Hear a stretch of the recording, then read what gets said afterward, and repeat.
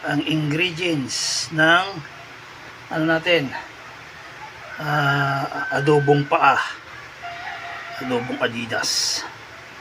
Meron pa yan eh, kulang. So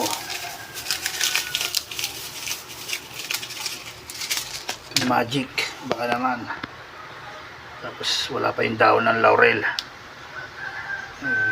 Mga secret ng ingredients na yun, huwag na natin ipakita.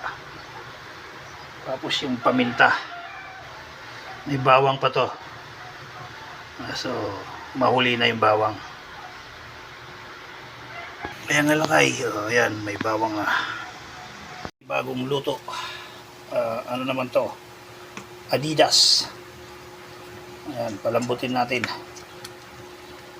kunin natin yung collagen nya para mas maganda. Ayan, para hanggang mamayang hapon ulam na natin yan. Palambutin natin ang palambutin yan. Takpan muna natin. Ayan lakay. Ito na ang ating Adidas. Ayan, pakuluan lang natin, palambutin natin na palambutin yan.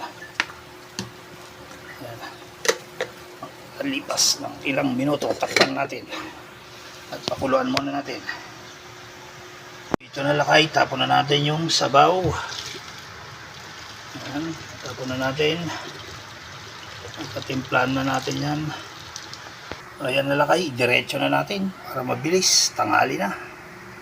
O yan lakay, idiretso na natin ang toyo. Yan, tama na, baka umalat. Tapos pakuluan ulit natin.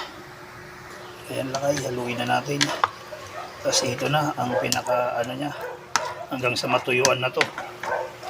Yan, tapos mamaya lagyan natin ng suka. Yan, takpan natin. Makalipas ng ilang minuto, takpan natin. Ayan, hintayin natin kumulo hanggang sa lumambot na yan. O yan lakay, napakuluan naman natin yan. So ito na yung final, hanggang sa lumit na yung sabaw na yan. O yan, takpan natin.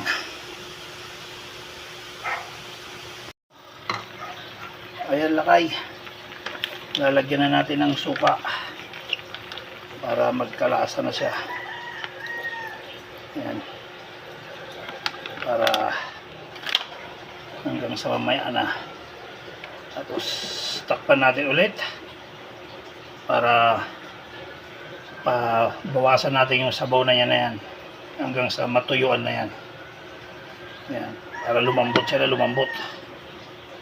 O yan lakay, hintayin lang natin na kumonti yung sabaw bago natin